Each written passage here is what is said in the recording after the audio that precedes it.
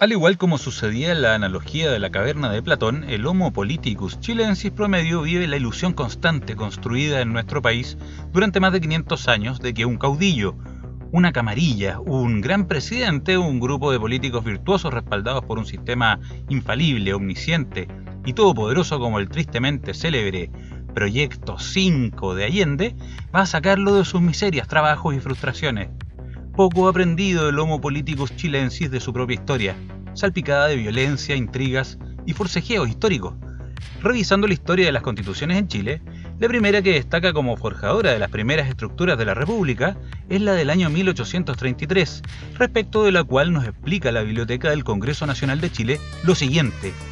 Los autores principales fueron los abogados Manuel José Gandarillas, liberal, y Mariano Egaña, conservador, y fue jurada y promulgada el 25 de mayo de 1833 bajo el gobierno de José Joaquín Prieto. Reformada en varias oportunidades a partir de 1865, rigió hasta el golpe de Estado, miren la fecha, del 11 de septiembre de 1924. Esta constitución es considerada como la de mayor duración en la historia política de Chile, rigiendo casi ininterrumpidamente por 91 años. El contexto histórico en el cual se dicta esta carta está marcado por el triunfo del bando conservador sobre el liberal, que se definió en la batalla del Lircay el 17 de abril de 1830. Esto trajo como consecuencia el establecimiento por parte de los conservadores de una hegemonía política que se extendió por 30 años en el país, desde 1831 a 1861, que se sostuvo en las ideas políticas del ministro Diego Portales, personaje tan odiado por la izquierda. La Carta Fundamental de 1833 se compone de 168 artículos y 7 disposiciones transitorias, y entre sus principales disposiciones se encuentra la noción de Estado unitario y la división de poderes del Estado, estableciéndose una Cámara de Senadores y una de Diputados. Además, el texto constitucional otorgaba mayores atribuciones al Poder Ejecutivo sobre el Legislativo.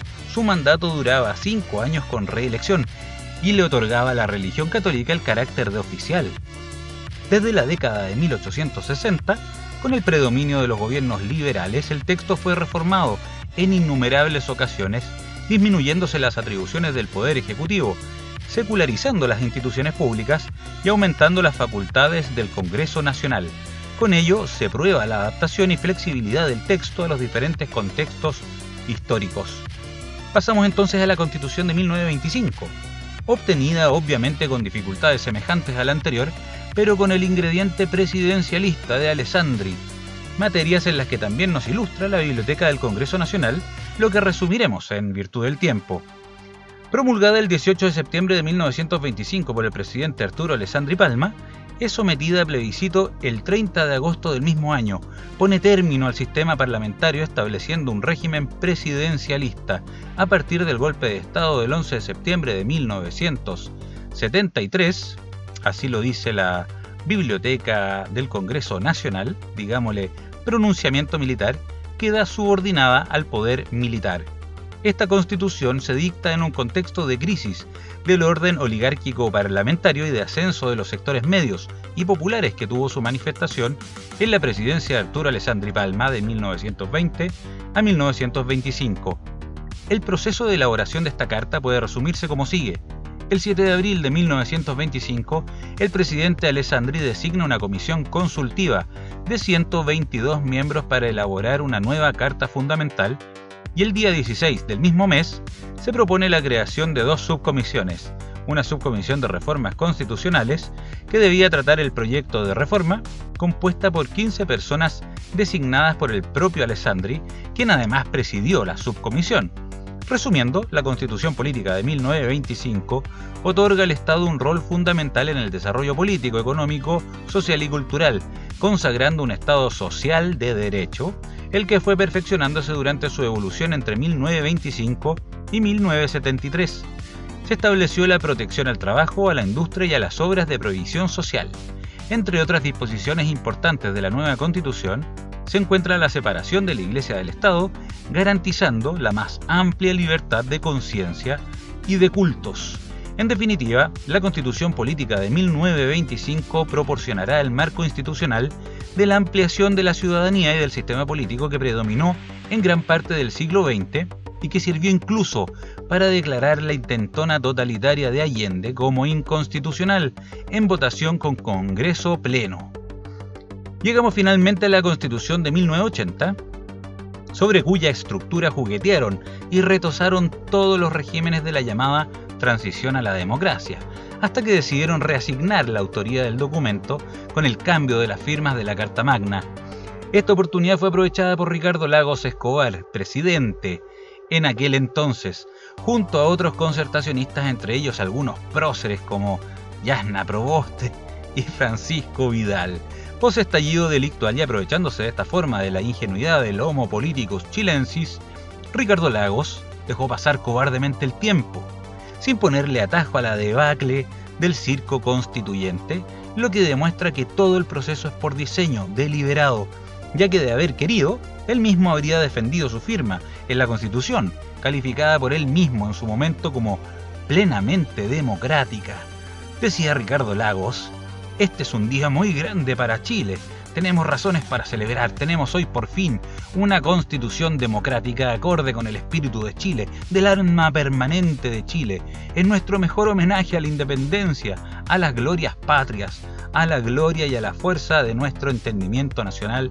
Chilenos y chilenas, hoy despunta la primavera. Ricardo Lagos, 17 de septiembre de 2005. Si usted puede pensar en algún ser humano más farsante que Ricardo Lagos, por favor, avísenos. En fin, fue precisamente al país con la Constitución de 1980, modificada más de 240 veces, al que eligieron llegar cientos de miles de migrantes. El proceso no se dio al revés.